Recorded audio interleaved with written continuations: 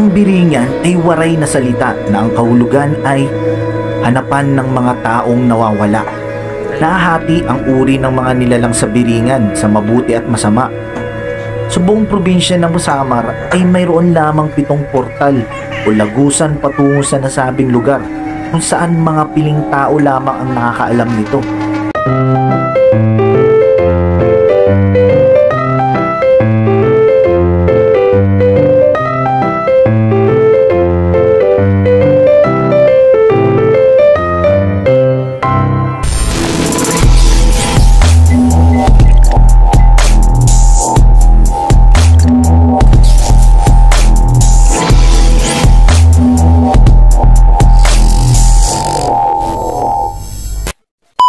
Mga idol, welcome back dito sa ating channel ng Life Goes On.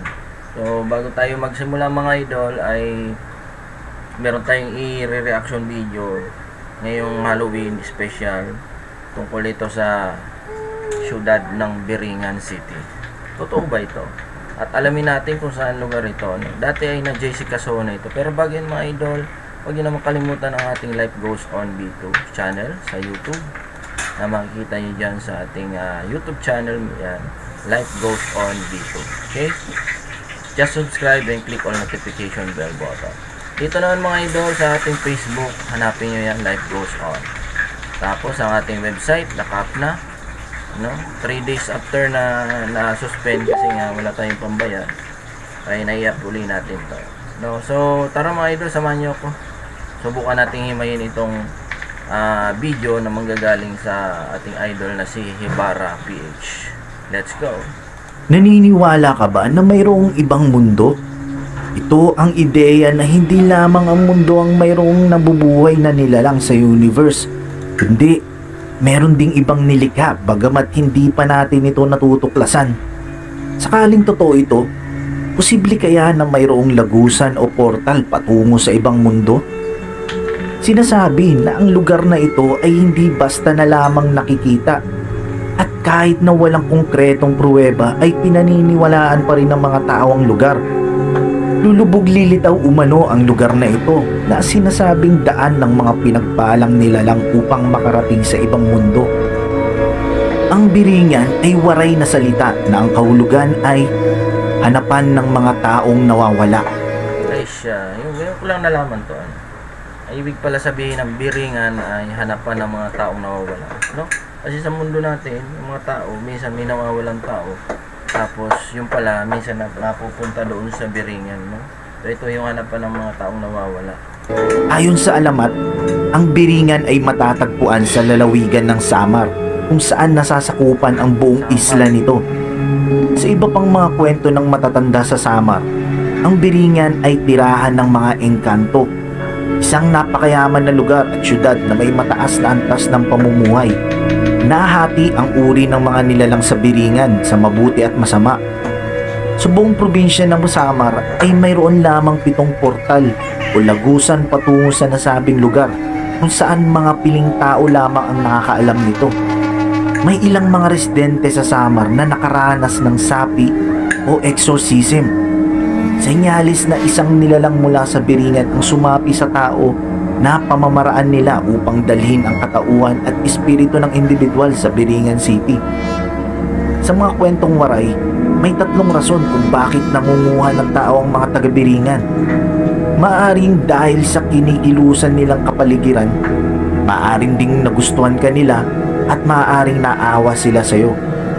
Ang kwento ng Biringan ay ilan lamang sa mga kwento ng kababalaghan na puno ng misteryo. Ito ay kwento ng isang syudad na nakakamangha at kahanga-hanga, pero hindi lahat ay nakakakita. Biringan City ang tawag dito. Sinasabing ito ay nasa kalagitnaan lamang ng Gandara, Tarangnan at Pagsanhan, Northern Samar. So ayan mga idol, Pagsanhan, Northern Samar, Biringan City. Okay? Magsapit ng gabi, mag-ingat-ingat ka. Maging mapagmatsyag sa paligid, baka ikaw ay naliligaw na papunta sa Biringan. Maganda sa Biringan, may matataas na gusali na ang ilan ay elegante ang pagkakatayo na halos maihahanay mo sa mga maunlad na syudad sa ating mundo. Naggaganda ang mga ilaw at makabagong mga kagamitan, pero ang mga nakatira dito ay di umano mga engkanto at kanilang mga anak mula sa tao. Madalas umano itong nakikita kapag walang liwanag ang buwan. Wala man sa... So, ibig sabihin, ang Biringan ay lugar ng mga engkanto. Tapos, yung mga anak ng mga engkanto na nanggaling sa tao, no? So, yun pala yun. Meron palang nagaganap na intercourse between tao and then engkanto. So, yun, sa mundo natin, ganun talaga. Yung mga sinasaniban, tapos hinahalay ng mga engkanto, dito sila nararating. Mga mapa at listahan ng World Atlas, merong mga nagsasabi na nakikita ito sa infrared at ultraviolet satellite mapping photography ang Biringan. Ayon sa mga kwento, ang Biringan ang bayan ng mga engkanto at mga katulad nilang nilalang. Ang mga engkanto ay may kapangyarihan umano na magpalit ng anyo at maaari ring magmukhang tao, pero walang guhit sa pagitan ng ilong at bibig. Dito, walang guhit sa pagitan ng ilong. Oo, dito. No? O yung mga idol dyan pala sa taas, gusto niyo maging agent, apply kayo sa akin. Pwede ko kayong gawing agent or player. Dito, wala. O, tingnan mo to, wala siyang guhit. Yun pala tandaan na yung kausap mo ay hindi pala tao. Isa palang engkanto. No? Isa ito sa mga lumang kwento na naugnay sa Biringan City. Taong 1983, si Carolina ay nag-aral sa Maynila. Kung titingnan mo si Carolina, mapapansin mo ang angkin nitong kagandahan at katalinuhan. Bukod sa napakaganda at napakatalino nito, napakayaman din ito. Isa sa mga naging kaibigan ni Carolina ang naglahad ng kwentong ito at itago natin sa pangalang Socorro. Patapos na ang semester nang inimbitahan ni Carolina ang kanyang mga kaibigan.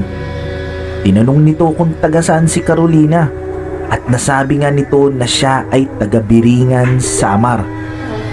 Mayaman si Carolina kaya sagot na din niya ang pamasahe papunta at pabalik ng Maynila. Gayunpaman, hindi nakasama si Socorro dahil hindi ito pinayagan. Matapos makapunta sa Biringan si Carolina at ang tatlo pa nitong kaklase, wala nang narinig pang balita sa kanila. Masugid na hinanap ang mga ito sa Samar. Namangha sila nang malamang walang syudad na nagngangalang Biringan dito. Ilang taon nang lumipas, isa sa kapatid ng mga nawala ay nanaginip na sinasabi umano nito na siya ay nasa Biringan na. Masaya na siya dito kasama si Carolina. Ganon din ang sinasabi ng sulat na natanggap naman ng isa sa pamilya ng mga kasama ni Carolina. At ikinuwento na ang Biringan ay napakalaking syudad at may anak na siya. Napangasawa niya ang pinakamayamang engkanto sa Biringan. Simula nun, totoo pala yun, napangasawa niya ang pinakamayamang engkanto ng Biringan. Mas lumakas pa yung mga kwento-kwento about sa Lost City. Kwento ng isang taga-Samar, nakakawalo sa isang buwan na may napapadpad na mga delivery man na nagtatanong sa kanila kung asan daw yung lugar ng Biringan City. Siya may order. Kasi raw, may nag-order daw sa kanila mga furnitures, sasakyan, sako-sakong semento, at marami pa na galing ibang bansa pa yung iba. Yung iba naman galing Manila o Cebu. Nasa headlines din daw nung 1980s na ang Pilipinas ay one of the richest country because of the enchanted lady called Carolina. May mga ulat mula sa Japanese company na nagpapakita ng maliliwanag na lupain sa sinasabing lugar ng Biringan. Kaya inakala nila na ito ay hitik at sagana sa deposito ng ginto at uranium.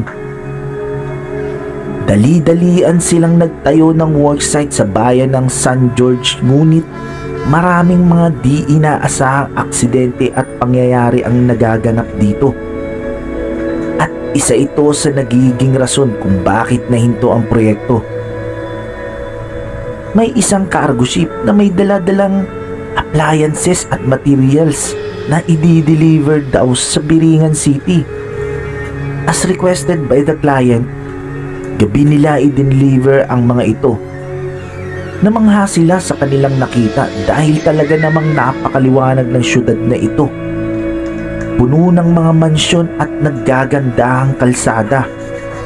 Pagkagising ng mga sakay ng barko, mas nagulat sila nang makita nilang mga malalaking puno na lang ang kaharap nila. Yeah. Oy, May ilang malalaking puno na lang kaharap nila. Panoorin nyo nga pala yung video ni Master Gala. Subscribe nyo siya kasi doon mo makikita yung actual niyang pagpunta dyan sa sinasabi niyo. Itong actual video na ito na puro puno. Ito yung lugar ng tinatawag na Bakawan. No? May Bakawan dyan sa kanyang vlog ng Biringan, The Lost City ni Master Gala. Subscribe nyo na rin si Hibara PH na. puno na lang ang kaharap nila. Puno. May ilang mga natala na nakapunta dito gaya ng mga driver at ang kwento nila, sila ay nililigaw ng mga engkanto papunta dito. At pag bumalik na ang kanilang ulirat, namamangha na lang sila sa kanilang nakikita. May mga mangingisda din na nagsasabi na kung minsan ay kulang ang kanilang huli. Namamalaya na lang nila na napupunta sila sa isang tahimik na karagatan at madami na ang huli, at sa gustuhan nilang makahuli ng sagana, di nila namamalayan na nasa lugar na sila ng Biringan. Ang ilan ay mga businessman or dealers. Siyempre pag dealer ay ihahatid ang mga order o produkto sa Biringan.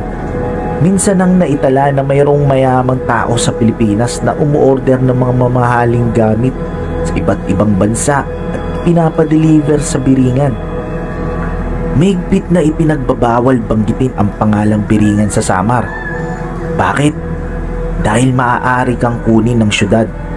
At kapag nasa Biringan ka na raw, magdasal ka hanggat kaya mo dahil ibig sabihin nito, ikaw ay sinasakian na at kailangan mong labanan. Merong isang kwento tungkol sa isang bus na bumabiyahe na kinakailangan huminto dahil masyadong madilim ang daanan. Nang magising ang mga pasahero, ay nasa gitna na sila ng mga kawayan. Walang kalsada sa lugar, kaya nagtataka sila kung paano sila nakapunta roon. Meron ding kwento tungkol sa dalawang lalaki na nakasakay sa isang motorsiklo na bumiyahe ng gabi mula sa Western Samar patungong Eastern Samar. Wala na umanong ibang bumabiyahe sa lugar at wala ring ibang maririnig sa kalsada kundi ang ingay ng kanilang motorsiklo at huni ng mga insekto. Pero pagliko nila sa pakurbang daan na kalsada ay nagulat sila dahil sa ingay ng mga sasakyan. Kaso wala naman silang makitang sasakyan, pero malinaw na malinaw sa kanilang dalawa ang ingay ng mga ito. Ayon sa kanilang paglalarawan, para umanong may invisible na mga sasakyan na nagdaraan sa kalsada. Tapos merong pang kwento tungkol sa tao na kinukuha ng mga taga-Biringan para maging asawa nila. Nawawala umano ang mga ito at napupunta sa Biringan upang maging asawa nila.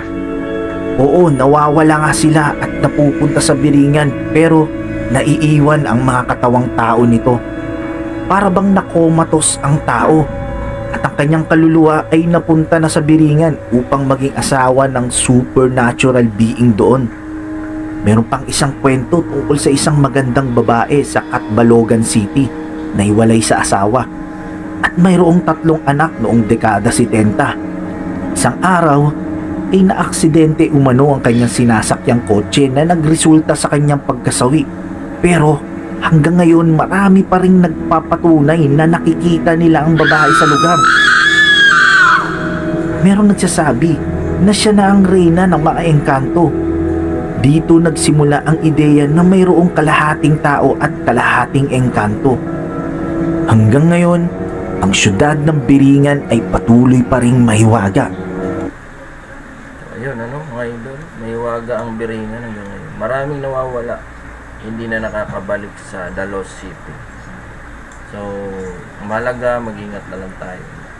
So, yan ang ating ngayon, vlog, tungkol sa Biringan City, kakibat ng pag-celebrasyon natin sa Halloween 2023. So, keep safe mga idol. Hanggang dito na muna tayo. Bye-bye. Don't forget to subscribe my channel. Life goes on.